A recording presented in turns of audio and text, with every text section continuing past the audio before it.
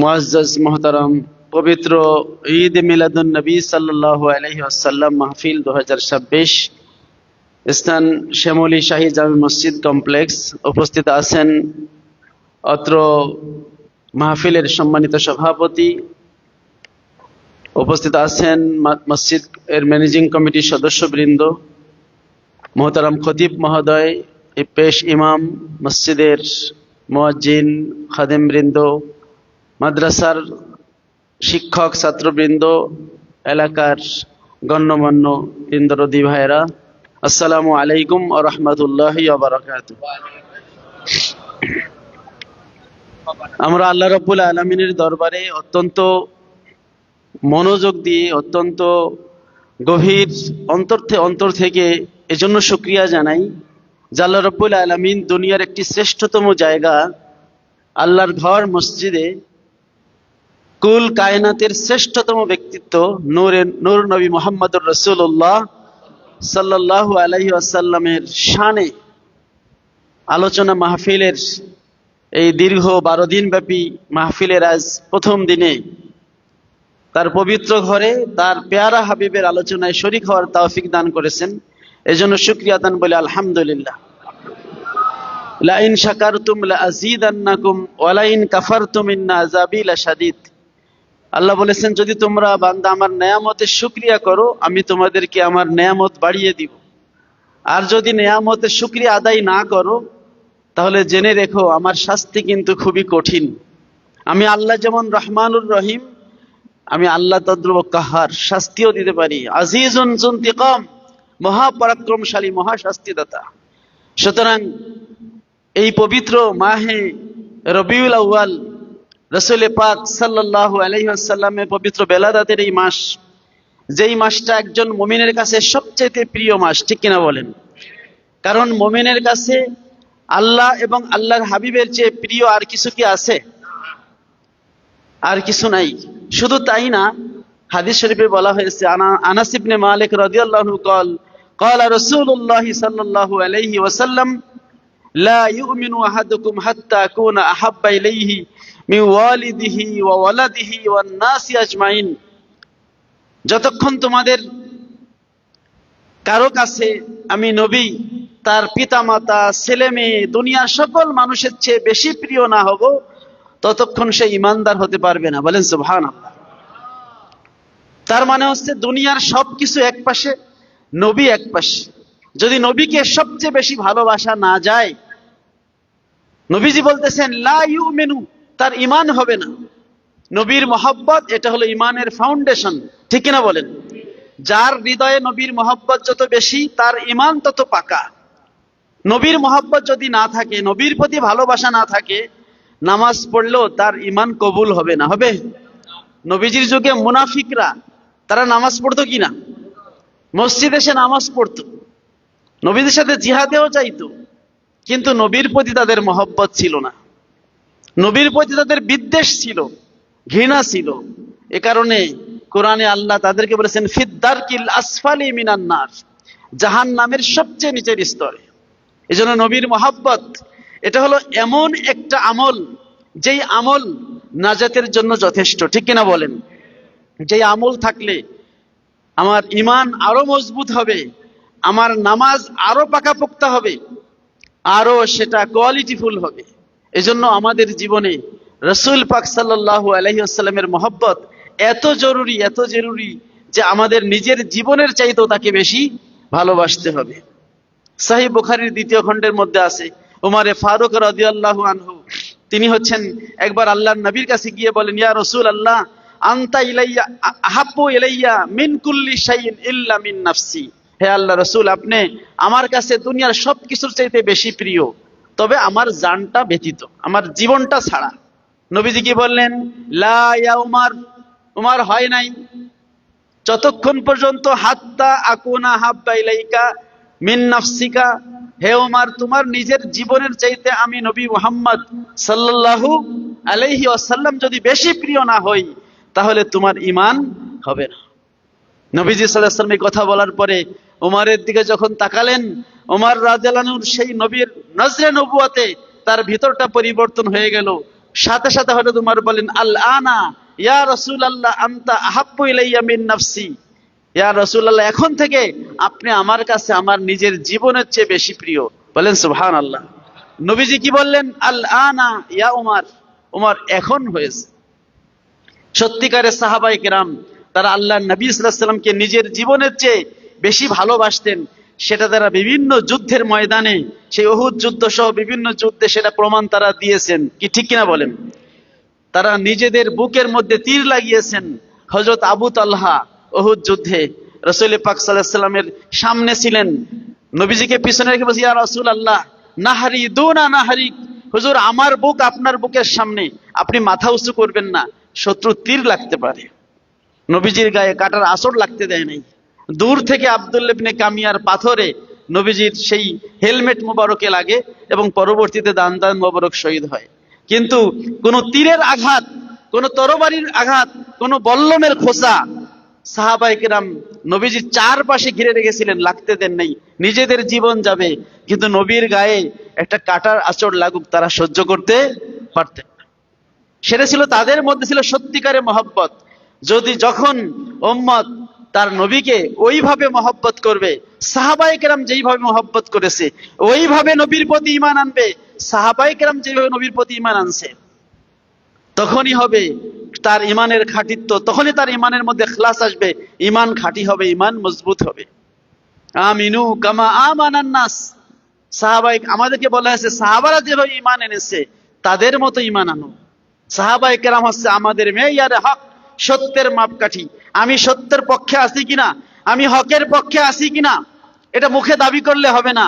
এটা সাহাবায়ে কেরামকে অনুকরণ করে তারা যেইভাবে নবীর মহব্বত অর্জন করেছেন, যেইভাবে নবীকে মর্যাদা দিয়েছেন, সেটা আমাদেরও সেইভাবেই হাঁটতে হবে। ঠিক কিনা বলেন? প্যারে হাজিরিন, সাহাবায়ে কেরামের সামনে রাসূল পাক সাল্লাল্লাহু আলাইহি ওয়াসাল্লাম উপস্থিত ছিলেন। খোদ রাসূল পাক সাল্লাল্লাহু আলাইহি ওয়াসাল্লাম, তাদের অত কিছু লাগে না। যেই মায়ের সামনে সেই মায়ের ছেলেটা হাজির আছে, ওই মা কোনোদিন ছেলের জামা নিয়ে চুমু খায় দেখছেন? কিন্তু ওই ছেলেটা যদি হারায় যায়, অনেক খোঁজাখুঁজি করে ছেলেটারে আর পাওয়া গেল না, মা শুধু কাঁদে আর কাঁদে। হঠাৎ করে আলমারি খুলে দেখে ছেলের জামাটা ঈদের জন্য কিনছিল কিন্তু গায়ে দিতে পারে নাই, ছেলেটা হারায় গেছে। এখন মা কি করে? ওই জামাটা বুকের মধ্যে জড়ায় চুমু খায় কি খায় না? কারণ তার কাছে আছেই শুধু জামাটা। যখন ছেলে ছিল তখন জামা দরকার নাই, কিন্তু এখন তো ছেলে নাই, যতটুকু সম্পর্ক আছে ওইটাই আঁকড়ে ধরে। সাহাবায়ে কেরাম এর সামনে খোদ আল্লাহর রাসূল সাল্লাল্লাহু আলাইহি ওয়াসাল্লাম ছিলেন, তাকে নিয়েই তাদের সব কল্পনা জল্পনা। আমাদের সামনে তো আল্লাহর রাসূল সাল্লাল্লাহু আলাইহি ওয়াসাল্লাম নাই, তার রেখে যাওয়া হাদিস আছে, তার সুন্নাহ আছে, সুতরাং সেইগুলোই আমাদের অবলম্বন। এই মাহে রবিউল আউয়াল, নবী স্মৃতি বিজড়িত মাস, এই পবিত্র সোমবার সপ্তাহের নবীর জন্মদিবস, এগুলোই আমাদের কাছে আছে। এগুলো আমরা আঁকড়ে ধরে একটু মহব্বত আমরা অর্জন করতে চাই। কারণ যারা ঈমানদার তাদের হৃদয়ে নবীর প্রেম থাকে সবচেয়ে বেশি। ঠিক কিনা বলেন? প্যারে হাজিরিন, রবিউল আউয়াল আরবি 12 মাসের একটা গুরুত্বপূর্ণ মাস। মুহররম, সফর, তৃতীয় মাস হচ্ছে রবিউল আউয়াল। রবিউল আউয়ালের মাসের 12 তারিখ প্রসিদ্ধ কওল মতে রাসূল পাক সাল্লাল্লাহু আলাইহি ওয়াসাল্লামের পৃথিবীতে আগমন। মুস্তাদরাকে হাকিমে ইমাম ইবনে ইসহাক রাহমাতুল্লাহ আলাইহি বিশুদ্ধ সূত্রে এই কথাটা বর্ণনা করেছেন। রবিউল আউয়াল মাসের 12 তারিখ আব্দুল্লাহ ইবনে আব্বাস রাদিয়াল্লাহু থেকে সহিহ বুখারী সহ বিভিন্ন কিতাবে আছে, নবীজির জন্ম মোবারক হয়েছিল পবিত্র সোমবারে। সোমবার নিয়ে কোনো মতভেদ নাই। যেই মাসে রাসূল পাক সাল্লাল্লাহু আলাইহি ওয়াসাল্লাম জন্ম নিয়েছিলেন সেটাকে বলা হয় বেলাদাতের মাস বা মিলাদের মাস। যেই দিনে জন্মগ্রহণ করেছিলেন সেটা বেলাদাতের দিন, জন্মের দিন। এই যে রাসূল পাক সাল্লাল্লাহু আলাইহি ওয়াসাল্লামের জন্ম মোবারক বা পৃথিবীতে আগমনের যে দিনটা, মিলাদুন নবী, ওই দিনটা বা ওই মাসটাকে আমরা মিলাদুন নবীর মাস বা মিলাদুন নবীর দিন বলে অভিহিত করে থাকি। এটা নতুন কোনো বিষয় নাই। কারণ এই সৃষ্টি জগতে যা কিছু আছে সবকিছুরই জন্ম হয় কি হয় না? শুধু জন্ম হয় না একজনের, লাম ইয়ালিদ ওয়ালাম ইউলাদ, আল্লাহ হচ্ছে এমন সত্তা, কুল হুয়াল্লাহু আহাদ, আল্লাহুস সামাদ লাম ইয়ালিদ ওয়া লাম ইউলাদ। বলে দিন আল্লাহ হচ্ছেন এক, তিনি কারো দিকে মুখাপেক্ষী না, সকলে তার দিকে মুখাপেক্ষী। তিনি কাউকে জন্ম দেনও না, তিনি কাউকে কার থেকে জন্মগ্রহণও করেন না। কিন্তু যত মাখলুকাত আছে, জিন বলেন, ইনসান বলেন, চতুষ্পদ জানোয়ার, সবাই একটা না একটা ওসিলায় তার জন্ম হয়েছে। হয়েছে কি হয় নাই? আমাদের আদি পিতা আদম আলাইহিস সালামকে আল্লাহ মাটি দিয়ে বানিয়েছেন, এরপরে মা হাওয়াকে বানিয়েছেন বুকের হাড্ডি দিয়ে। এরপরে দুইজনের থেকে এই পৃথিবীতে কিয়ামত পর্যন্ত মানুষ আসতেছে, আসবে। এভাবে পৃথিবীতে সবকিছু এক একটা সিস্টেম আল্লাহ করে দিয়েছেন। তো পৃথিবীতে মানুষ আগমন করে জন্মের মাধ্যমে। কিসের মাধ্যমে? জন্মের মাধ্যমে। ফেরেশতাদের মধ্যে নারী পুরুষ নাই, এই জন্য এদের কোনো জন্ম নাই, ওরা সবাই ডাইরেক্ট আল্লাহর সৃষ্টি। কিন্তু জিনের মধ্যেও জন্ম আছে, কারণ তাদেরও নারী পুরুষ আছে। ইনসান মানুষের মধ্যেও কি আছে? জন্ম আছে। সুতরাং জন্মকে অস্বীকার করার সুযোগ কারো আছে? সুযোগ কারো নাই। কোরআনেও আল্লাহ রাব্বুল আলামিন ওয়া ওয়ালিদি ওয়া মা ওয়ালাদ তাফসীরে লিখেছে, আর কসম পিতার এবং সন্তানের, যেই পিতা তার সন্তানকে জন্ম দেয়।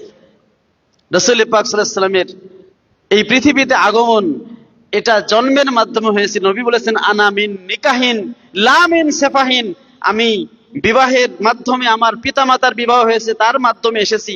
কোন জাহেলি যুগের কোন খারাপ কিছু, ব্যভিচার, জেনা, এইগুলো আমার বংশে স্পর্শ করে নাই। বলেন সুবহানাল্লাহ। রাসূল পাক সাল্লাল্লাহু আলাইহি ওয়াসাল্লামের পবিত্র জন্ম মোবারক, এইটা আমাদের মাঝে বেশির থেকে বেশি আলোচনা করা উচিত, বেশির থেকে বেশি আলোচনা করা উচিত। এর মাধ্যমে যেমন নবীর মহব্বত বৃদ্ধি পাবে, নবীকে আমরা জানতে পারবো। প্যারে হাজিরিন, আমাদের এখানে যেই বিষয়বস্তুটা দেয়া হয়েছে, পবিত্র ঈদে মিলাদুন নবী ও সিরাতুন নবী, এ বিষয়ে ইনশাআল্লাহ আমরা আসবো আলোচনায়।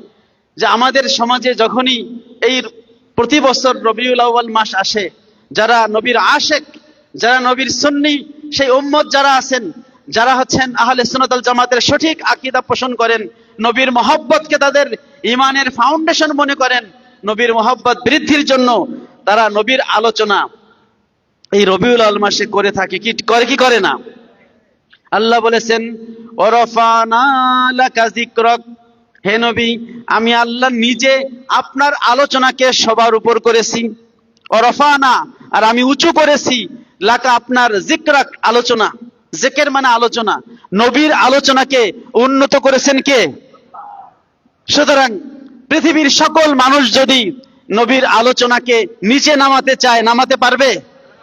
আল্লাহ বলেন, ওয়ারাফানা লাকা যিকরাক, তাফসীরে এসেছে হাইসু যুকিরতু যুকিরতা, হে নবী, আমি আপনার আলোচনাকে সবার উপরে করে দিয়েছি।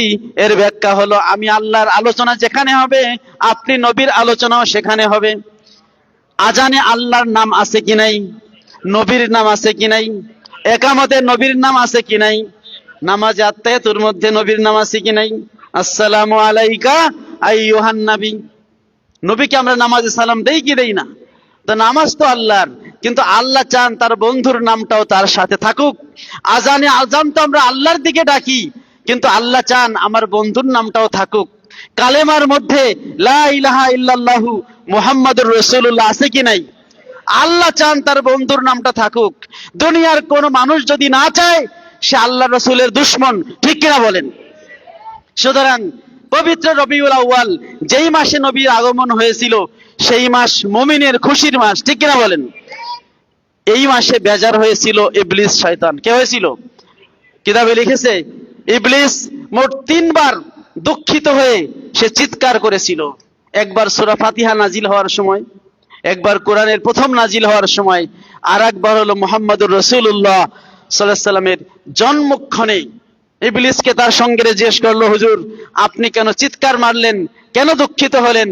ইবলিস বলল, এই দীর্ঘদিন আমি সারা জীবন কষ্ট করে, পরিশ্রম করে আল্লাহর ঘর কাবা ঘরের মধ্যে 360টা মূর্তি স্থাপন করলাম, আর আজকে যার পৃথিবীতে জন্ম হয়েছে, তার জন্মই হয়েছে এই কাবা ঘর থেকে মূর্তিগুলো বাইর করে দেওয়ার জন্য। এই দুঃখে আমার মিশনটা যে ধ্বংস হয়ে যাবে, এই দুঃখে আমি কাঁদতেছি। তাহলে নবীর আগমনে কাঁদলো কে? নবীর আগমনে দুঃখ পাইল কে? আর নবীর আগমনে যদি কেউ বুঝে খুশি হয় তার তো আল্লাহর কাছে কত সফলতা আল্লাহই ভালো জানেন। নবীর আগমনে যদি না বুঝেও খুশি হয়, আল্লাহ তাকে পুরস্কার দেন। বলেন সুবহানাল্লাহ। রাসূল পাক সাল্লাল্লাহু আলাইহি ওয়াসাল্লামের যখন জন্ম হলো, নবীর চাচা হন আবু লাহাব, যে মুসলমান হয় নাই, যার বিরুদ্ধে কোরআন আয়াত নাজিল হয়েছে, এর পরবর্তীতে এই আবু লাহাবের একজন দাসী ছিল সুয়াইবিয়া। সে নবী সাল্লাল্লাহু আলাইহি ওয়াসাল্লামের একদিনের জন্য দুধ পান করিয়েছিলেন মা হালিমার কাছে যাওয়ার আগে। এই সুয়াইবিয়া এসে বলেছিল, হে আমার মনিব আবু লাহাব, আপনার যে ভাই মারা গেছে আব্দুল্লাহ, তার একটা ছেলে হয়েছে। বলেন সুবহানাল্লাহ। আবু লাহাব খুশি হয়ে বলে দিল, আনতে হুররা, এই ডান হাতের শাহাদাত আঙ্গুলি দিয়ে। সহিহ বুখারী কিতাবুর রাদাত দুগ্ধপানের অধ্যায়ে এই হাদিসটা আছে। সাঈদ ইবনে মুসাইয়াব রাহমাতুল্লাহ আলাইহি বর্ণনা করেছেন, নবীর আরেক চাচা যিনি মুসলমান হয়েছেন হযরত আব্বাস রাদিয়াল্লাহু আনহু, তিনি স্বপ্নে দেখলেন তার ভাই আবু লাহাবকে। জিজ্ঞেস করেন, ভাই আবু লাহাব, মৃত্যুর পরে তুমি কেমন আছো?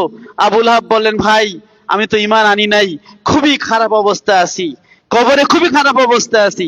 তবে প্রতি সোমবার আমার কবরে আযাবটা একটু হালকা হয়ে যায়, এই আঙ্গুল দিয়ে আমি মধু পাই, সেটা একটু পান করি, তখন আমার আযাবটা সোমবার একটু লাঘব হয়ে যায়। বলেন সুবহানাল্লাহ। তো নবীর জন্ম মোবারকে সে খুশি হলো। খুশি হওয়ার কারণে, যেহেতু তার ঈমান নাই, এই জন্য চিরস্থায়ী মুক্তি সে পাবে না, কিন্তু নবীর জন্মে যে খুশি হলো, এজন্য আল্লাহ তাকে বঞ্চিত করেন নাই। সুতরাং যার ঈমান আছে, সে যদি নবীর জন্ম মোবারকে খুশি হয়, তাকে আল্লাহ অবশ্যই জান্নাতুল ফেরদাউস দান করবেন। বলেন আমিন। প্যারা হাজিরিন, সুতরাং রাসূল পাক সাল্লাল্লাহু আলাইহি ওয়াসাল্লামের আগমন, তার ওয়েলাদাত, যেটাকে আমরা আরবি ভাষায় মিলাদুন নবী, এই মিলাদ শব্দের অর্থই হলো জন্ম, জন্ম বৃত্তান্ত, জন্মের সময়, জন্মের কাল।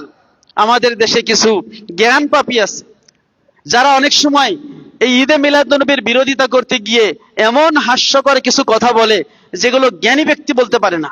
অশিক্ষিত বলে বলুক, কারণ সে জানে না। প্রত্যেকটা শব্দে একটা মিনিং থাকে।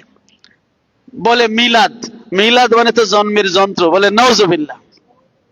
কোন ডিকশনারিতে লেখা নাই একটা শব্দের কি অর্থ হবে, এটা লেখা থাকবে কোথায়? ডিকশনারিতে। আরবি অভিধান আছে, ডিকশনারি মৌজাম আছে, লুগাত আছে, আল মুনজিদ, এরপরে আছে আল মৌজামুল ওসিদ, লিসানুল আরব, তাজুল আরুস, আল কামুসুল মুহিত, এরকম বড় বড় অভিধান আছে। আপনি খুঁজে দেখেন মিলাদ শব্দের অর্থ কি। হাদিসও মিলাদ শব্দের ব্যবহার আছে। প্যারে হাজিরিন, মিলাদ শব্দের আছে ওয়াক্তুল বেলাদাত, বেলাদাতের সময়, অর্থাৎ একজন ব্যক্তি কখন জন্মগ্রহণ করলো, যেটাকে আমরা বলি ডেট অফ বার্থ। কি বলি? ডেট অফ বার্থ, জন্মের দিন বা জন্মের তারিখ, জন্মের যে সময়টা, ওটাকে বলা হয় মিলাদ। তাই মিলাদুন নবী মানে নবীর জন্মের সময়, নবীর জন্মের তারিখ। আর এর আগে যখন আপনি ঈদ শব্দটা লাগাবেন, ঈদ ও মিলাদিন নবী, নবীর জন্ম দিবস বা নবীর জন্ম মোবারকের খুশি। ঈদ শব্দের একটা অর্থ হলো খুশি, একটা অর্থ হলো দিবস, সেটা আপনি যে অর্থে নেন। অধিকাংশ ক্ষেত্রে ঈদ শব্দটা খুশি অর্থে আসে। নবীর জন্মে আবার অনেকে খুশি হতে চায় না।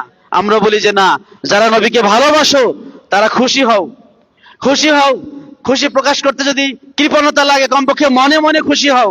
মনে মনে খুশি না হলে তোমার হাসর কিন্তু ভালো লোকদের সাথে হবে না। যারা শয়তান নবীর জন্মে দুঃখ পেয়েছে, কিন্তু যে নবীকে ভালোবাসে, সে নবীর আগমনে সে অবশ্যই খুশি হয়। কুল কায়নাত খুশি হয়েছে, ঠিক কিনা বলেন? প্যারে হাজিরিন, রাসূল পাক সাল্লাল্লাহু আলাইহি ওয়াসাল্লাম যাকে সৃষ্টি না করলে কুল কায়নাত আল্লাহ সৃষ্টি করতেন না, যার ওসিলায় আমরা আজকে দুনিয়ায় আদম আলাইহিস সালাম থেকে শুরু করে ঈসা আলাইহিস সালাম পর্যন্ত সকল নবী রাসূল যারা এসেছেনই শেষ নবীর দাওয়াত দিতে। আদম আলাইহিস সালাম তার ছেলেদের বলে গেছেন মৃত্যুর আগে, বাবা আমি পাইলাম না, শেষ নবী আগমন করতেছে, তোমরা পাইলে তার প্রতি ঈমান আনবে। নূহ আলাইহিস সালাম তার সন্তানদের বলে গেছেন, মূসা আলাইহিস সালাম তার উম্মতকে বলে গেছেন, ইব্রাহিম আলাইহিস সালাম থেকে শুরু করে সকল নবী রাসূল বলে গেছেন। এমনকি হযরতে ঈসা আলাইহিস সালাম বলে গেছেন, কোরআনের সূরা সফের মধ্যে সেটা আল্লাহ উল্লেখ করেছেন, ইয়াতি মিন বাদি ইসমুহু আহমদ, আমার পরে একজন আসতেছে, তার নাম হলো আহমদ, আহমদ মুস্তাফা, মোহাম্মদ মুস্তাফা, তিনি আমার পরে আসতেছেন। প্রত্যেক নবী রাসূল এই শেষ নবীর কথা বলে গেছেন। আল্লাহ রাব্বুল আলামিন কোরআনের সূরা আলে ইমরানের মধ্যে সেই ঘটনা উল্লেখ করেছেন, ওয়াইজ আখাযাল্লাহু মিসাকান নাবিয়িনা লামা আতাইতুকুম মিন কিতাবি ওয়া হিকমা। যখন আল্লাহ রাব্বুল আলামিন নবী রাসূলদের থেকে সেই রূহের জগতে অঙ্গীকার নিলেন, আল্লাহ রাব্বুল আলামিন কুল কায়নাতের সকল মানুষ থেকে একটা অঙ্গীকার নিছেন, আলাস্তু বিরাব্বিকুম, আমি কি তোমাদের প্রভু না? আর দ্বিতীয় যেটা স্পেশাল একটা বৈঠক, যেখানে শুধু নবী রাসূলরা ছিল, তাদেরকে বলেছেন যে হে আমার নবী রাসূল, আমি তোমাদের কাছ থেকে মর্ম অঙ্গীকার নিতে চাচ্ছি যে লামা আতাইতুকুম মিন কিতাবি ওয়া হিকমা, তোমাদেরকে আমি কিতাব দিছি, জ্ঞান দিছি, তারপরে তোমাদের কাছে যদি আমার সেই কাঙ্ক্ষিত শেষ নবী যায়, লাতুমিনুন্না বিহি, তোমরা ঈমান আনবে। সকল নবীরা বলল অবশ্যই আল্লাহ আমরা ঈমান আনবো।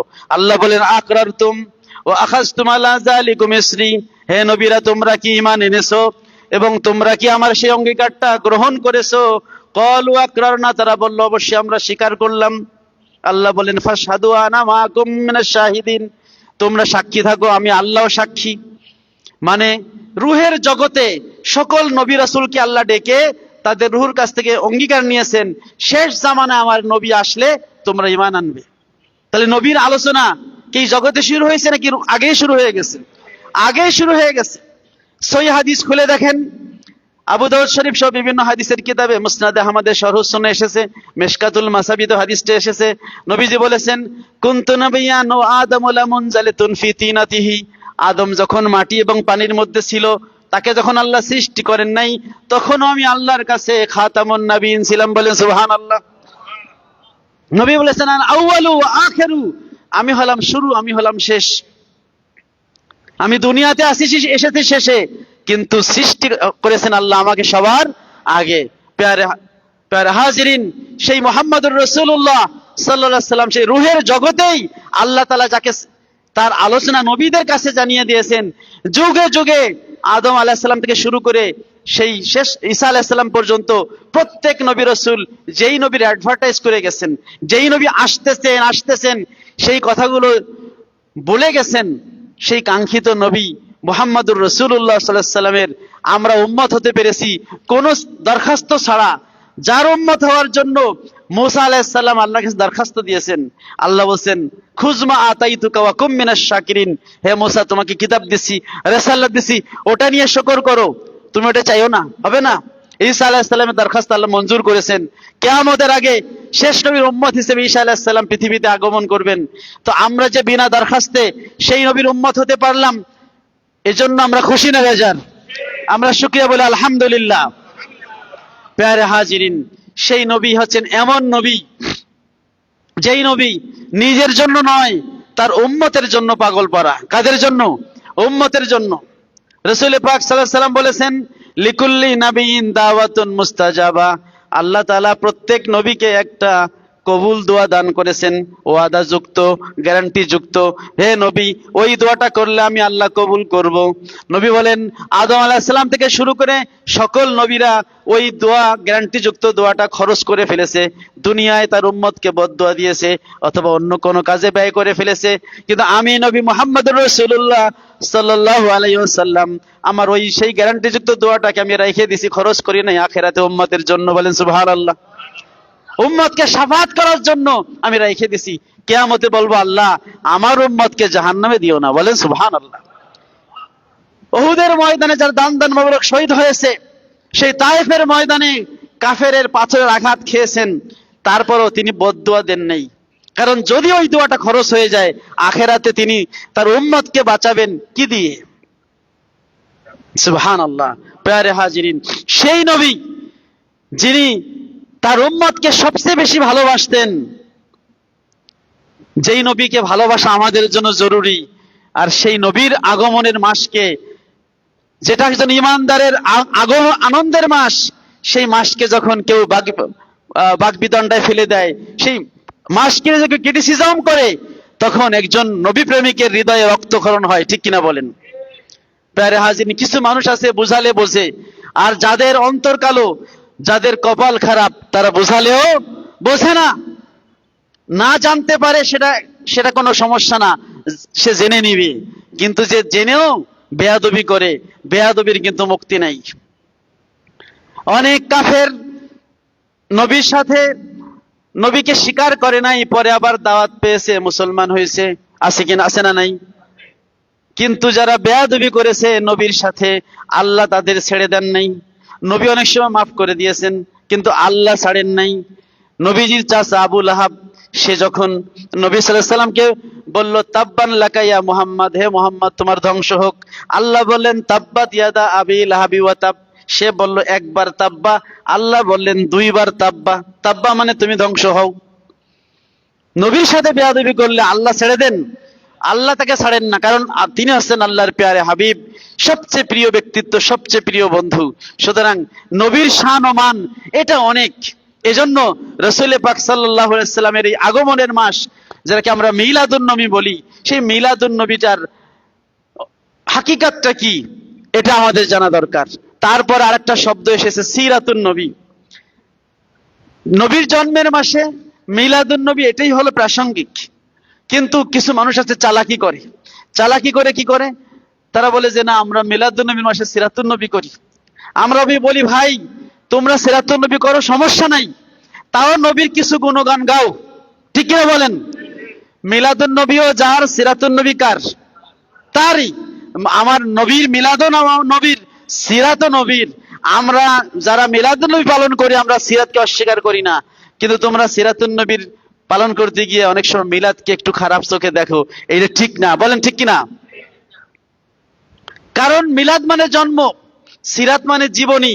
আপনি একটা জীবনী লিখবেন, জন্ম তারিখ ছাড়া জীবনী হয় কি? জন্ম ছাড়া জীবনী হয়? আগে তো জন্ম নিতে হবে, তারপর না জীবনী হবে। সুতরাং সিরাতের মধ্যে মিলাদকে অবশ্যই রাখতে হবে। হবে কি হবে না? সিরাত তো সারা সারা বছরই পালন করবেন। এখন এই মাস তো মিলাদের মাস, কারণ এই মাসে রাসূল পাক সাল্লাল্লাহু আলাইহি ওয়াসাল্লামের জন্ম হয়েছে, এটা মিলাদের মাস।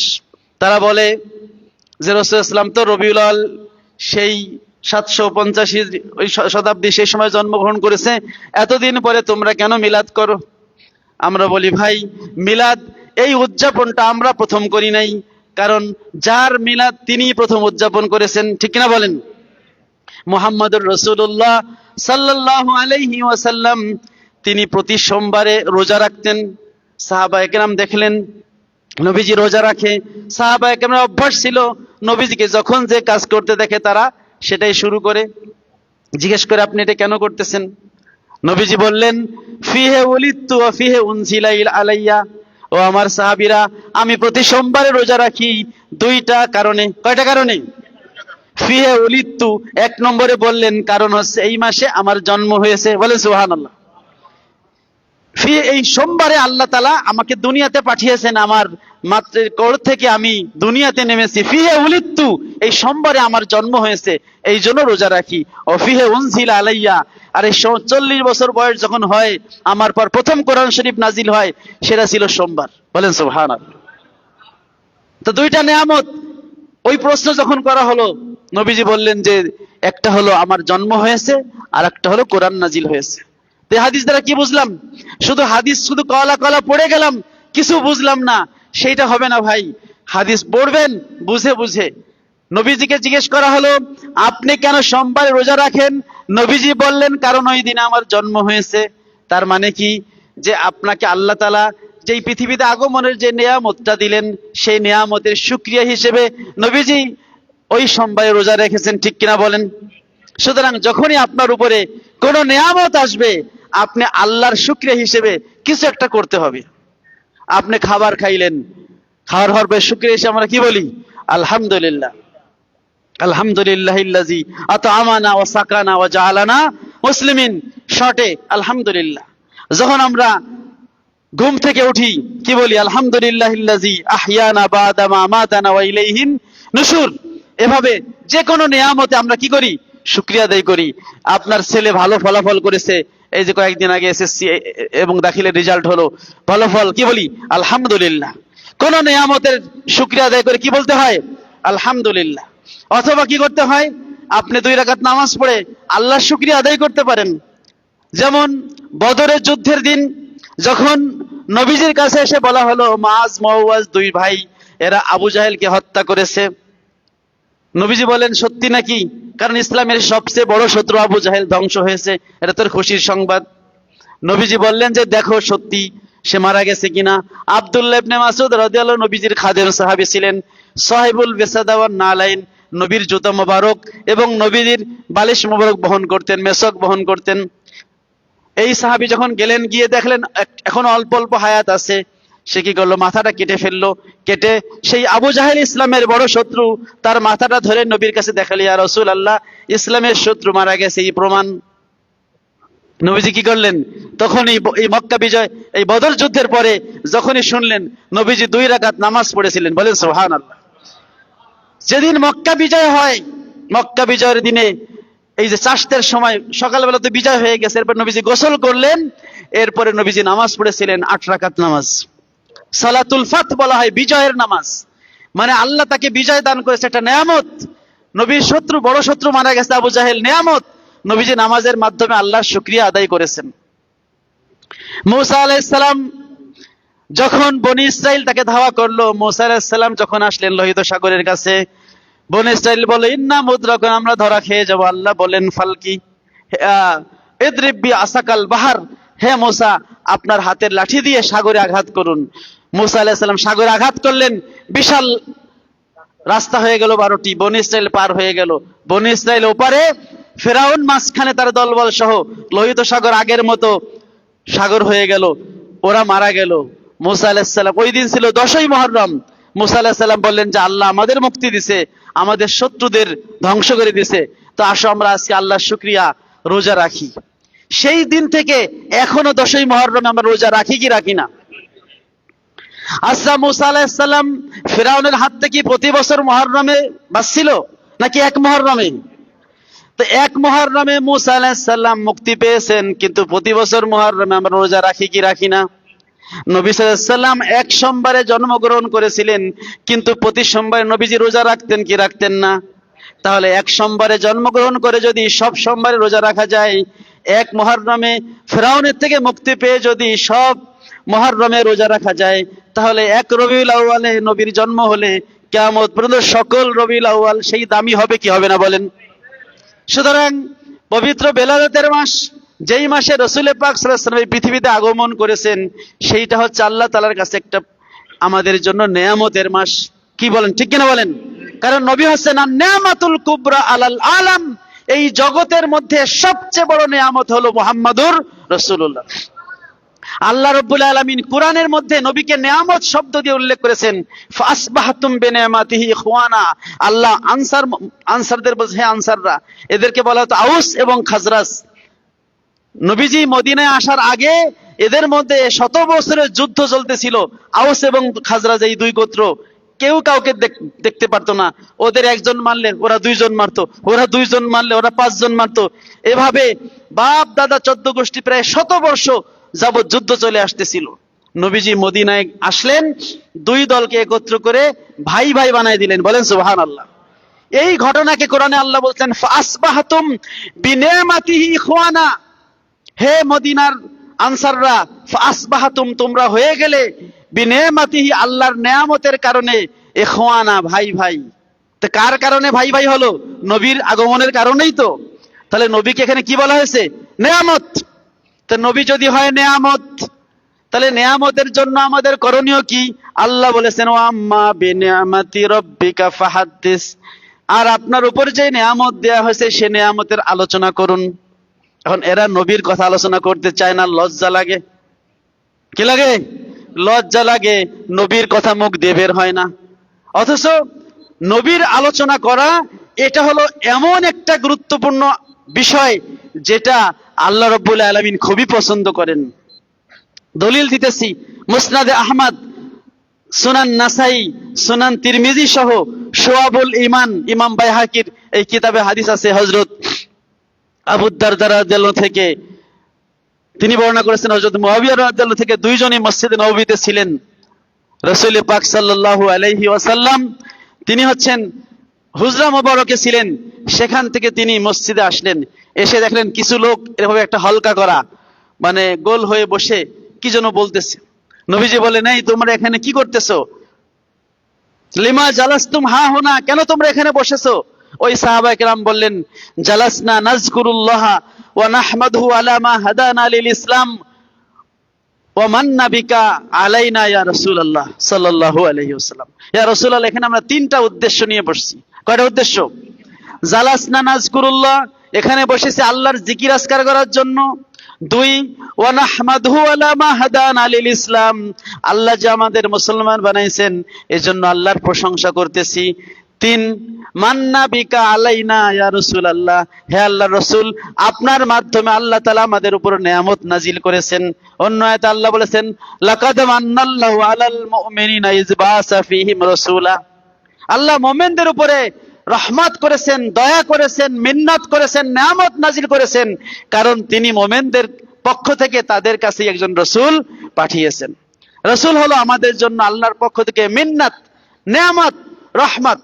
আল্লাহ বলেছেন, ওমা আরসালনাকা ইল্লা রাহমাতাল লিল আলামিন, তিনি আছেন আমাদের জন্য রহমত, কুল কায়নাতের জন্য রহমত। তো সাহাবায়ে কেরাম বললেন, তিনটা কথা আমরা বলতেছি, আমরা জিকির করেছি, আর আমাদের যে আল্লাহ মুসলমান বানাইছে সেই জন্য আল্লাহর প্রশংসা করছি। আর 3, মান্না বিকা আলাইনা, মান্না বিকা, মান্না মানে তিনি নিয়ামত দিয়েছেন, বিকা মানে আপনার কারণে, এই কাপ মানে ইউ, আপনার কারণে, আলাইনা আমাদের উপরে। তার মানে কি, নবীকে নিয়েও তারা কি করতেছিল? আলোচনা করতেছিল। 3টা আলোচনা, আল্লাহর জিকির, আল্লাহর প্রশংসা। 3 নম্বর, থার্ড যে আলোচনাটা ছিল সেটা হলো মান্না বিকা আলাইনা, আপনার দ্বারা আমাদের উপরে যে আল্লাহ রহমত করেছেন সেই আপনাকে নিয়ে আমরা আলোচনা করতেছিলাম। নবীজি বলেন, আল্লাহে, আল্লাহর কসম, মা জালাস্তুম ইল্লা লিযালিক, তোমরা কি শুধু এই উদ্দেশ্যেই বসেছো? তারা বলে, ইয়া রাসূলুল্লাহ, আল্লাহর কসম আমরা এই 3টা উদ্দেশ্য ছাড়া অন্য কোনো উদ্দেশ্যে বসিনি। নবীজি বললেন, শোনো, তোমাদেরকে সন্দেহ করে, তোমরা মিথ্যা বলতেছো এমন সন্দেহ করে আমি কসম করতে বলি নাই, বরং কসম করতে বলেছি এই জন্য যে আমি আমার হুজরা মোবারকে ছিলাম, আমার রুমে ছিলাম, আল্লাহর পক্ষ থেকে ফেরেশতা জিবরাইল আমার কাছে আসছে, এসে বলতেছে, ইয়া রাসূলুল্লাহ, মসজিদে কিছু লোক আছে আল্লাহ তাআলা তাদেরকে নিয়ে গর্ব করতেছেন। বলেন সুবহানাল্লাহ। তা আমি চিন্তা করলাম, ওই লোকগুলো এমন কি কাজ করতেছে যে তাদেরকে নিয়ে আল্লাহ তাআলা ইউবাহি বিকুমুল মালাইকা, ফেরেশতাদের কাছে গর্ব করতেছে, দেখি এই লোকগুলো কি করতেছে। সেজন্য আমি তোমাদের কাছে জিজ্ঞেস করলাম যে তোমরা কি জন্য মসজিদে বসে আছো, আর তোমরা বললে আল্লাহর জিকির করছো, আল্লাহর প্রশংসা করছো, আর আমি নবীর আলোচনা করছো। বলেন সুবহানাল্লাহ। তাহলে নবীর আলোচনা এটা কোনো বেহুদা আলোচনা না, নবীর আলোচনা হচ্ছে এমন দামি আলোচনা। আশরাফ আলী থানভী রাহিমাহুল বারী তিনি বলেছেন, ওই নবীর আলোচনা হলো যদি নবীর সাথে সম্পৃক্ত যে বিষয়গুলো আছে, এমনকি নবী যেই গাধাটার মধ্যে চড়তেন ওই গাধার পেশাবের আলোচনাও কুল কায়নাতের আলোচনা শ্রেষ্ঠ। বলেন সুবহানাল্লাহ। নবীর সাথে সম্পৃক্ত সব আলোচনা আল্লাহ বলেছে, রাফানা লাকা যিকরাক, হে নবী আমি আপনার আলোচনাকে সবার উপরে উঠে দিয়েছি। সুতরাং রাসূল পাক সাল্লাল্লাহু আলাইহি ওয়াসাল্লামের মহব্বত বৃদ্ধি করার জন্য এই মাহে রবিউল আউয়ালে এই মিলাদুন নবীর আলোচনা আছে সবচেয়ে শ্রেষ্ঠতম আলোচনা। ঠিক কিনা বলেন? প্যারে হাজিরিন, মিলাদ শব্দ যেটা বলতেছিলাম, অনেকে বলে মিলাদ শব্দ এটা কি আবার হাদিসে আছে? আছে, যদি আপনি পড়েন অর্থ সহ বুঝে বুঝে আপনি পেয়ে যাবেন। জামে তিরমিজি খুলুন, বাবু মা জাআ ফি মিলাদিন নবী সাল্লাল্লাহু আলাইহি ওয়াসাল্লাম, নবীর মিলাদ নিয়ে একটা অধ্যায় ইমাম তিরমিজি করেছেন। সেখানে হাদিসে আছে যে হযরত আব্বাস থেকে হাদিস এবং উসমান ইবনে আফফান, 2টা হাদিস ওখানে আছে। উসমান ইবনে আফফান রাদিয়াল্লাহু আনহু নবীজির যিনি পরবর্তীতে জামাত হয়েছিলেন 4 খলিফার অন্যতম 3য় খলিফা, উনি কবাস ইবনে আশিয়াম একজন সাহাবী, তাকে জিজ্ঞেস করলেন, আনতা আকবারু আম রাসূলুল্লাহ, হে ভাই কবাস, তুমি বড় নাকি আল্লাহর রাসূল বড়? জন্ম তারিখ নিয়ে আমরা আলোচনা করি না যে ভাই তোমার জন্ম কবে, তুমি বড় না আমি বড়? তো হযরত উসমান তিনি নবীর অনেক ছোট। উসমান জিজ্ঞেস করলেন কবাস ইবনে আশিয়ামকে, ভাই কবাস আপনি বড়, আনতা আকবারু আম রাসূলুল্লাহ, তুমি বড় নাকি আল্লাহর রাসূল বড়? কবাস ইবনে আশিয়াম বললেন, রাসূলুল্লাহ আকবারু মিন্নি ওয়ালাকিন আকদামু মিনহু ফিল মিলাদ। কত আদব দেখেন, উনি বলেন আল্লাহর রাসূলই বড়, তবে জন্ম আমার আগে হয়েছে। বলেন সুবহানাল্লাহ। উনি কিন্তু বলেন না আমি বড়, উনি বলেন আল্লাহর রাসূলই বড়, কিন্তু আনা আকদামু মিনহু ফিল মিলাদ, আমি জন্মের দিক থেকে একটু আগে আসছি দুনিয়াতে। একে বলে আদব। কি বলা হয়? আদব। সাহাবায়ে কেরাম এত আদব, আল্লাহ রাসূলের ক্ষেত্রে কোনো প্রশ্ন করলে বলে দিতেন আল্লাহু ওয়া রাসূলু আলামু, আল্লাহ এবং রাসূলই ভালো জানেন। আল্লাহ এবং রাসূলের সামনে তারা জোরে গলায় কথা বলতেন না। উচ্চ আওয়াজে কথা বলতেন না, এত আদব দেখাতেন। কারণ আদব হচ্ছে এমন একটা জিনিস, আদব দ্বারা সবকিছু অর্জন করা যায়। রজুলুন বিলা আদাবিন কা শাজারিন বিলা সামারিন, যেই লোকের আদব কায়দা নাই সে ওই গাছের মতো যেই গাছে কোনো ফল ধরে না। এজন্য আদব কায়দা, পিতামাতার প্রতি আদব, শিক্ষকের প্রতি আদব, বড়দের প্রতি আদব। বড়দের আদব করতে হবে, আর ছোটদের কি করতে হবে? স্নেহ করতে হবে। এখন স্নেহ উঠে গেছে, আদব কায়দা উঠে গেছে। এটা কিয়ামতের আলামত। কিয়ামতের আগে আদব কায়দা উঠে যাবে। এজন্য সন্তানকে আদব শিক্ষা দিতে হবে। নবীজি বলেছেন, আদ্দিবা আওলাদাকুম সালাসা খিসাল, তোমাদের সন্তানদেরকে ছোটকালে তিনটা জিনিস শিখাও, তিনটা আদব শিখাও। তার মধ্যে একটা হচ্ছে হুব্বু নবী ও হুব্বু আলি বাইতিহি ও তিলাওয়াতুল কুরআন। নবীর ভালোবাসা শিখাও, নবীর আহলে বায়াতের প্রতি ভালোবাসা শিখাও, আর কোরআন তেলাওয়াত শিখাও। যেই সন্তানকে তার পিতামাতা কোরআন তেলাওয়াত শিখায়, যেই সন্তানকে তার পিতামাতা নামাজ শিখায়, ওই নামাজি সন্তান পিতামাতাকে বৃদ্ধাশ্রমে রাখে না। কারণ সে আল্লাহকে জানছে, যার মাধ্যমে আল্লাহ তাকে সেই সম্মানের ব্যবস্থা করে দিবেন। ঠিক কিনা বলেন?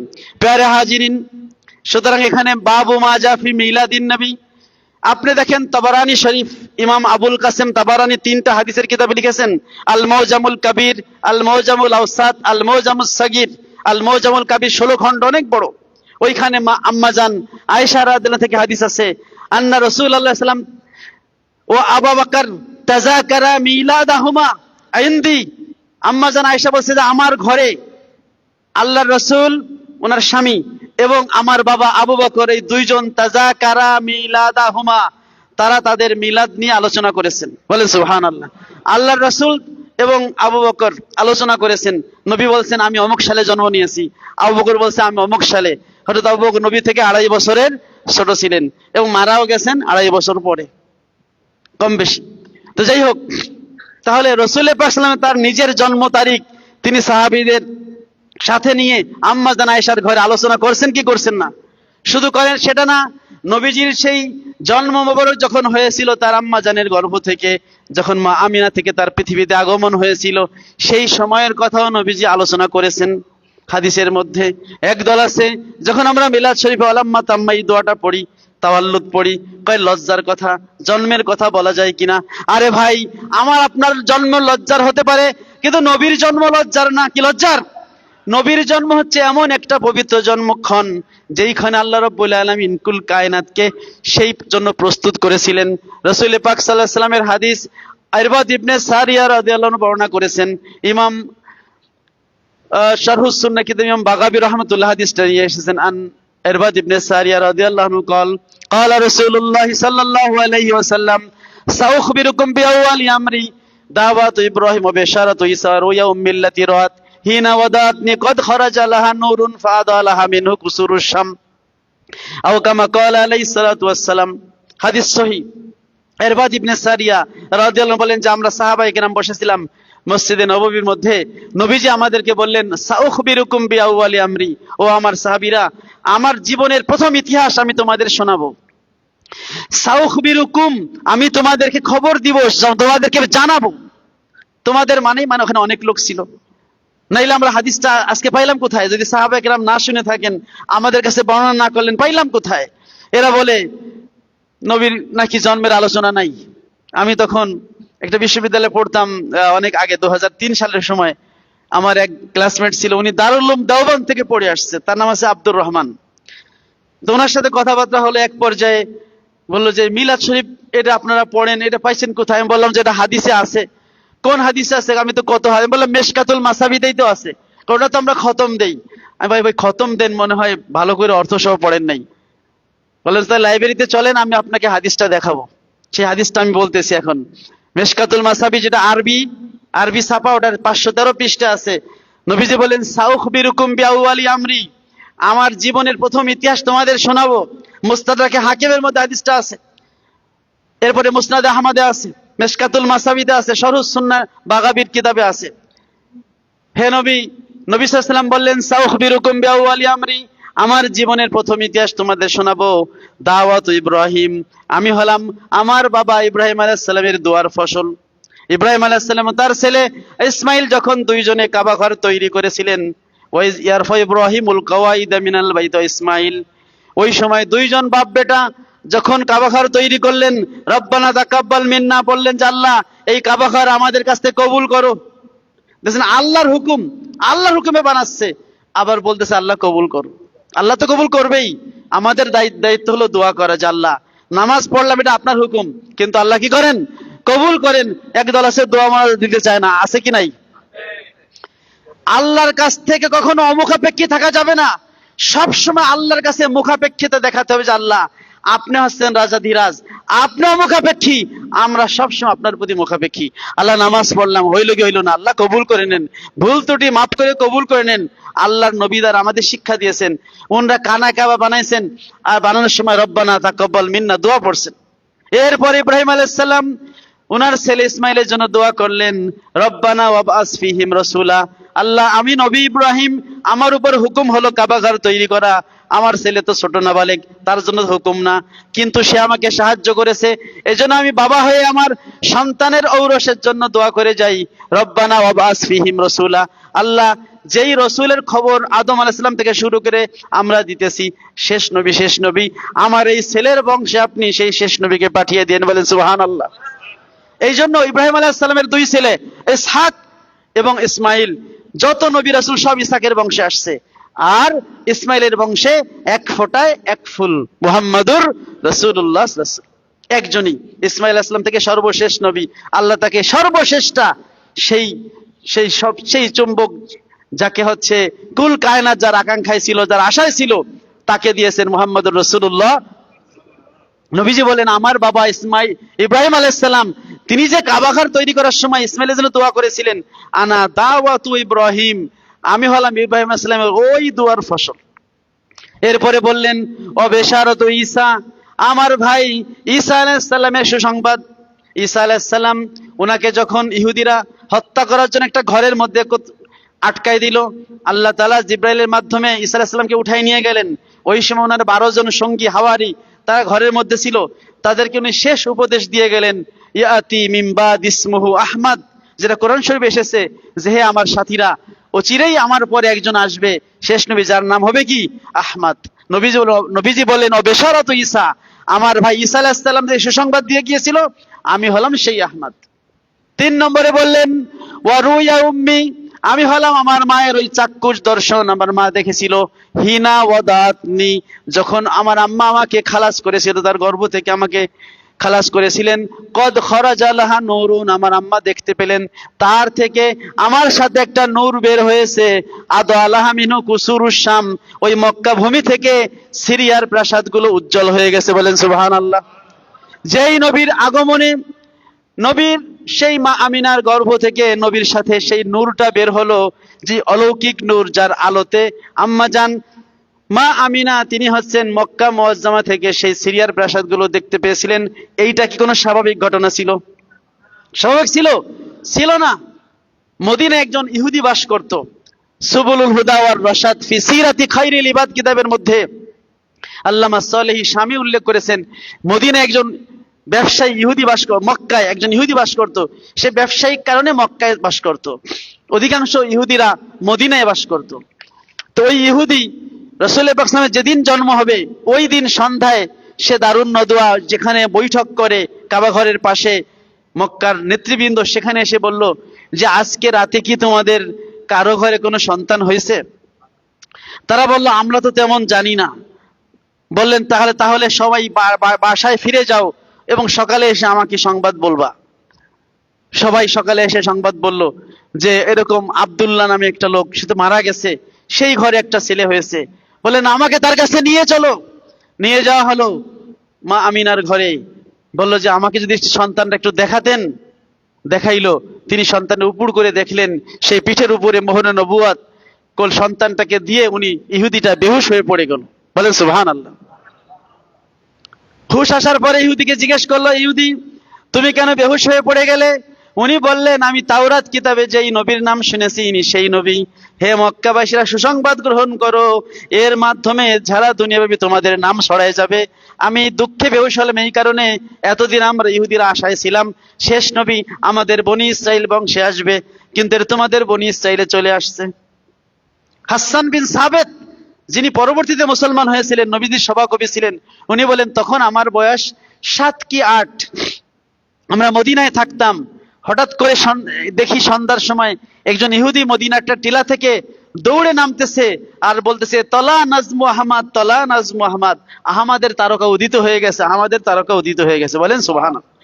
নবীর যেদিন আগমন হয়েছে ওই দিন আকাশে তারকা, একটা বিশেষ তারকা উদিত হয়েছিল, যেটা ছিল ওই তাওরাত কিতাবের একটা লিখিত সিমটম, যে তাওরাত কিতাবে শেষ নবী কেমন হবেন, তিনি কোথায় বসবাস করবেন, তিনি কোথায় হিজরত করবেন, কোথায় ব্যবসা করতে যাবেন, তার স্ত্রী কেমন হবে, তার সাহাবারা কেমন হবে, একেবারে ইন টোটাল সব লেখা আছে। প্যারে হাজিরি, সেই তাওরাত কিতাবের সুসংবাদ নিয়ে অনেক ইহুদিরা পরে মুসলমান হয়েছে রাসূল পাক সাল্লাল্লাহু আলাইহি ওয়াসাল্লামের আমলে। সুতরাং যেই নবী সাল্লাল্লাহু আলাইহি ওয়াসাল্লামের আগমনের আগেই তাওরাত ইনজিলে যার কথা বর্ণিত হয়েছে, কোরআনে যার কথা বর্ণিত হয়েছে, যেই নবীর জন্য পাগল পড়া কুল কায়নাত, যেই নবীর উম্মত হওয়ার জন্য দরখাস্ত করেছে বড় বড় জলিলুল কদর পয়গম্বর, যেই নবী তার উম্মতকে কিয়ামতের ময়দানে শাফাআত করার জন্য দুনিয়াতে কষ্ট সহ্য করেছেন, সেই গ্যারান্টিযুক্ত দোয়াটা খরচ করেন নাই, সেই নবীকে ভালোবাসা আমাদের প্রয়োজন আছে কি নাই? যেই নবীকে আল্লাহ বলেছেন, ওমা আরসালনাকা ইল্লা রাহমাতাল লিল আলামিন, হে নবী আমি আপনাকে কুল কায়নাতের জন্য রহমত স্বরূপ পাঠিয়েছি। এই আয়াতে নবীকে রহমাতুল লিল আলামিন, কুল কায়নাতের জন্য রহমত বলেছেন। এই রহমত আমাদেরকে দান করেছেন, ঠিক কিনা বলেন? এখন রহমত তো পেয়ে গেলাম, রহমত পাইলে কি করতে হবে সেটাও আল্লাহ অন্য আয়াতে বলে দিয়েছেন, কুল বিফাদলিল্লাহি ওয়া বিরহমাতিহি ফাবিযালিকা ফালইফরাহু, হে নবী আপনি বলে দিন আপনার উম্মতকে তারা যেন আল্লাহর ফজল এবং রহমত পেয়ে খুশি হয়। কি হয়? বিফাদলিল্লাহ, আল্লাহর ফজল মানে করুণা পেয়ে, ওয়া বিরহমাতিহি তার রহমত পেয়ে, ফাবিযালিকা ফালইফরাহু তারা যেন খুশি হয়। ফারিহা ইয়াফরাহু মানে খুশি হওয়া। তো নবীকে পেয়ে খুশি হইতে বললেন কে? সুতরাং প্রত্যেক মুমিনের জন্য ফরজ হলো নবীর আগমনে তার মনে মনে খুশি হওয়া। বলেন ঠিক কিনা বলেন? আর এই খুশিটা প্রকাশ যারা করতে জানে, নবীজি অন্য হাদিসে বলছেন, ইন্নাল্লাহা ইউহিব্বু আইয়ারা আসারা নিয়ামিহি আলা আবদিহি, আল্লাহ তাআলা যখন কোনো বান্দাকে কোনো নিয়ামত দেন, ওই নিয়ামতের একটা চিহ্ন, একটা আলামত আল্লাহ ওই বান্দার গায়ে দেখতে ভালোবাসেন। এই জন্য শুধু মনে মনে খুশি হলে কি চলবে? মুখেও প্রকাশ করতে হবে, কাজেও পরিণত করতে হবে। মুখে প্রকাশ কি? আমরা নবীর উম্মত, আল্লাহ বিনা দরখাস্তে আমাদের দিয়েছেন, আমরা সেই শেষ নবীর উম্মত, যার ওসিলা আমরা খায়র উম্মত হলাম। এই কথাগুলো নবীর প্রশংসা, এটা আমাদের মুখে বলতে হবে। যেটা আল্লাহ বলেছেন, ও আম্মা বিনিয়ামাতি রব্বিকা ফাহাদ্দিস। আজকে যারা নবীর আলোচনা করতে লজ্জা পায়, তারা যেন আমাদের হুজুর আজকে আয়াতটা পড়ছে, সুম্মা লাতুসআলুন্না ইয়াওমাইযিন আনিন নাইম, আজকে মাগরিবে পড়ছে কি পড়ছে না? এর মানে কি? অতঃপর সুম্মা লাতুসআলুন্না, অবশ্যই প্রশ্ন করা হবে, ইয়াওমাইযিন সেই দিন, আনিন নাইম নিয়ামত সম্পর্কে। তো নবী কি আমাদের জন্য নিয়ামত না? এই নিয়ামতের প্রশ্ন করা হবে, নিয়ামত সম্পর্কে তুমি কি করছো, কি আদব দেখাইছো, কি ভালোবাসা দেখাইছো। প্যারে হাজিরিন, সুতরাং নবী নামক যে নিয়ামত, যেটা আল্লাহ আমাদের দান করলেন, সেই নিয়ামতের শুকরিয়া আদায় করার দরকার আছে কি নাই? শুকর 3 ভাবে হয়। কয় ভাবে? আফাদাতকুমুন্না মা মিন্নি সালাসা ইয়াদি ওয়া লিসানি ওয়াজ জামিরুল মুহাজ্জাবা। আল্লামা জারুল্লাহ জামাখশরী উল্লেখ করেছেন তার তাফসীরে কাশফের মধ্যে, সূরা ফাতিহার তাফসীর খুলে দেখুন, সেখানে আছে যে আল্লাহ তাআলা আমাকে যে নিয়ামত দিয়েছেন, সেই নিয়ামতের শুকরিয়া আমি 3 ভাবে আদায় করে থাকি। কয় ভাবে? একটা হলো শুকর বিল কলব, অন্তর দিয়ে শুকর, একটা হলো শুকর বিল লিসান, জবান দিয়ে শুকর, আর একটা হলো শুকর বিল জাওয়ারে, অঙ্গ প্রত্যঙ্গ দিয়ে শুকর। তো শুকর বিল কলব, অন্তর দিয়ে শুকর মানে খুশি প্রকাশ করা যে রাসূল পাক সাল্লাল্লাহু আলাইহি ওয়াসাল্লাম এই দুনিয়ায় আসছেন, তিনি না আসলে আমরা তো শেষ নবীর উম্মত হতে পারতাম না। পারতাম? আমরা যে কোরআন পেলাম, আমরা যে এই লাইলাতুল কদর পেলাম, যা কিছু পেলাম, একটা নেক আমল করলে 10 থেকে 700 গুণ পেলাম, সব কার ওসিলায়? মুহাম্মাদুর। এজন্য মনে মনে খুশি হতে হবে। দ্বিতীয়ত মুখে সেটা প্রকাশ করতে হবে। তৃতীয়ত হলো কর্মের মাধ্যমে। কিসের মাধ্যমে? কর্মের মাধ্যমে শুকরিয়া। যেমন নবীজি তার সোমবারে, তিনি প্রতি সোমবারে কি করতেন? রোজা রাখতেন, তার জন্মের শুকরিয়া হিসেবে। আবার মূসা আলাইহিস সালাম তিনি রোজা রেখেছেন, নবীজি নামাজ পড়ে শুকরিয়া আদায় করতেন। তাহাজ্জুদ নামাজ পড়তে পড়তে অনেক সময় পা ফুলে যেত, আম্মাজান বললেন যে কদ তাওয়াররামাত কদামাকা ইয়া রাসূলুল্লাহ, আপনার পা তো ফুলে গেছে, মোটা হয়ে গেছে, অথচ কদ গফারাল্লাহু মা তাকাদ্দামা মিন যামবিকা ওয়া মা তাআখারা, আপনার তো সব মাপ, আপনি কেন এত ইবাদত করেন? নবীজি কি উত্তর দিলেন? আফালা কুনু আবদান শাকুরা, আমি কি আল্লাহর শুকরগুজার বান্দা হব না? মানে শুকরগুজার বান্দা হওয়ার জন্য নবীজি কি করছেন? রাতে তাহাজ্জুদ নামাজ পড়ছেন। মানে হলো শুকরিয়া নামাজের মাধ্যমে করা যায়, শুকরিয়া রোজার মাধ্যমে করা যায়, শুকরিয়া দান সৎকার মাধ্যমে করা যায়, যে কোনো নেক আমলের মাধ্যমে শুকরিয়া আদায় করা যায়। সুতরাং আমরা যে নবীর জন্য আজকে আলোচনা মাহফিল করলাম, এটা একটা শুকরিয়া। শুকরিয়া কিনা বলেন? যে আমরা নবীর জন্য আমরা এই মজলিস করেছি, আমরা আমাদের সময়টা ব্যয় করতেছি, নবীর আলোচনা শুনতেছি, হাদিস শুনতেছি, কোরআন শুনতেছি, তাফসীর শুনতেছি, আলেমদের সোহবতে বসতেছি, আল্লাহর ঘর যেটা হচ্ছে বাইতুল্লাহ, রিয়াদুল জান্নাহ, সেখানে বসতেছি। প্যারে হাজিরিন, সুতরাং মিলাদুন নবী, সিরাতুন নবী ঝগড়া নয়, সিরাত যার মিলাদও তার। আমরা নবীর মিলাদে খুশি কি খুশি না বলেন? খুশি। এই খুশিকে আরবিতে বলা হয় ঈদ। ঈদ মানে খুশি, এটা শাব্দিক অর্থে। অনেকে আবার মনে করে তো আপনারা তো ঈদ তো আল্লাহ নবী আমাদের শিখাইছেন ঈদ, ঈদুল ফিতর, ঈদুল আজহা, তাহলে আপনারা ঈদ মিলাদ নবী কি তিনটা ঈদ বানাইলেন? আরে ভাই, ওটা তো বাৎসরিক ভাবে, ওটা হচ্ছে ইস্তেলাহি, ওটা টার্মিনোলজি, ওটা হচ্ছে পারিভাষিক ঈদ। কিন্তু শাব্দিক ভাবে আপনি যে কোনো খুশির দিনকে আপনি ঈদের দিন বলতে পারেন, এতে কোনো সমস্যা নাই। আপনি ডিকশনারি খুঁজে দেখেন, ঈদ শব্দটা দিবস অর্থে ব্যবহার করে। দিবস মানে নবীর জন্ম দিবস, ঈদুল মিলাদ। এই যে আমরা স্বাধীনতা দিবস বলি না, 26শে মার্চ, ওটা যদি আরবি ট্রান্সলেশন করেন তাহলে কি হবে? ঈদুল ইস্তেকলাল, স্বাধীনতা দিবস। কারণ ওই দিবসটা প্রতি বছর ঘুরে আসে, যেই খুশির দিনটা প্রতি বছর ঘুরে আসে ওটাকে ঈদ বলা হয়। হযরতে ঈসা আলাইহিস সালাম ঈদ হবে। খাবার নাজিলের দিনকে কোরআনে ঈদ হিসেবে উল্লেখ করা হয়েছে। এই জন্য এটা কোনো সমস্যা না যে নবীর জন্মদিনকে ঈদ বলা যাবে না। কারণ ইসলামে শুধু ঈদুল ফিতর, ঈদুল আজহাকে ঈদ বলা হয়, এইটা সীমিত না, আরো অনেক ঈদ আছে। এমনকি যে গতকাল গেল জুমার দিন, ওটাকে হাদিসে কি বলা হয়েছে? ঈদের দিন। ইন্না হাযা ইয়াউমুন জাআলাহুল্লাহু ঈদান ফাগতাসিলু, নবীজি বলেছেন যে এই জুমার দিনকে আল্লাহ ঈদের দিন বানিয়েছেন, সুতরাং জুমার নামাজে আসার আগে তোমরা গোসল করে এসো। তো সপ্তাহে জুমার দিন কয়টা? বছরে জুমার দিন কয়টা? 52টা। তো 52 দিনে তো 52 ঈদ হয়ে গেল। তো ঈদ আপনি দুইটা পেলেন কই? উমর ইবনে খাত্তাব রাদিয়াল্লাহু আনহু কে একজন ইহুদি বলল, ইন্না আয়াতাম মিন কিতাবিল্লাহি লাউ নাযালাত আলাইনা মাশারাল ইয়াহুদ লাত্তাখাযনা যালিকাল ইয়াওমা ঈদান। হে ওমর, তোমাদের কোরআনের মধ্যে একটা আয়াত আছে, ওই আয়াতটা যদি আমরা ইহুদিদের উপর নাজিল হতো, আমরা ওই আয়াত নাজিল হওয়ার দিনকে ঈদের দিন বানাইতাম। উমর বলেন, কোন আয়াত? ইহুদি বলল, আল ইয়াউমা আকমালতু লাকুম, ওই আয়াতটা, যে আয়াতের মধ্যে আল্লাহ বলেছেন ইসলামকে আমি কমপ্লিট বানাই দিলাম, পরিপূর্ণ বানাই দিলাম। হযরত উমর বললেন, ওই আয়াত কোন দিনে নাজিল হয়েছে ওইটা আমি জানি, ওইটা আরাফাতের ময়দানে, ওইটা জুমার দিন নাজিল হয়েছে। আব্দুল্লাহ ইবনে আব্বাস রাদিয়াল্লাহু আনহু বর্ণনায় এই হাদিসে উল্লেখ আছে যে নাযালাত ফি ইয়াউমি ঈদাইনে, আরে ইহুদি, ওই দিনকে আমাদের ঈদের দিন বানানোর কোনো দরকার নাই, দুই ঈদের দিনেই তো নাজিল হয়েছে। মুসলমানদের কাছে আরাফাটাও ঈদের দিন, জুমাও ঈদের দিন, আর আরাফা এবং জুমা একই দিনে হয়েছিল। সেই দিনে আল্লাহ তাআলা, ওই খুশির দিনে আল্লাহ তাআলা ওই আয়াতটা নাজিল করেছেন। সুতরাং হাদিসে পাইলাম কি, আরাফাটাও ঈদের দিন। সুতরাং যেই দিনে আপনি কোনো খুশি পাইবেন, হযরত আলী রাদিয়াল্লাহু থেকে বর্ণিত আছে, যেই দিন আমার থেকে কোনো গুনাহ হয় নাই, ওইটা আমার ঈদের দিন। বলেন সুবহানাল্লাহ। কারণ ওইটা আমার খুশির দিন, যে আজকে আমার দ্বারা আল্লাহর কোনো নাফরমানি হয় নাই। কারণ নাফরমানি করে ইবলিস, সে মুআল্লিমুল মালাইকা থেকে, সেই সর্বোচ্চ মর্যাদা থেকে সে কি হয়ে গেল? শয়তানুর রজিম। সুতরাং যদি আমার ঈদ হবে, যদি আমার দ্বারা ওই আল্লাহর কোনো নাফরমানি না হয়। প্যারে হাজির, এই জন্য সিরাতুন নবী ভাই যারা পালন করেন, আমরাও করি। আমরা যে জুমার দিনে আলোচনা করি, নবীর জীবনী তো বলি, নবীর হাদিসই তো বলি, পুরো কোরআনটাই তো নবীর জীবনী, পুরো হাদিসটাই তো নবীর জীবনী। সুতরাং আমরা যখন কোরআন হাদিস থেকে আলোচনা করি, ওটাই সিরাতুন নবী।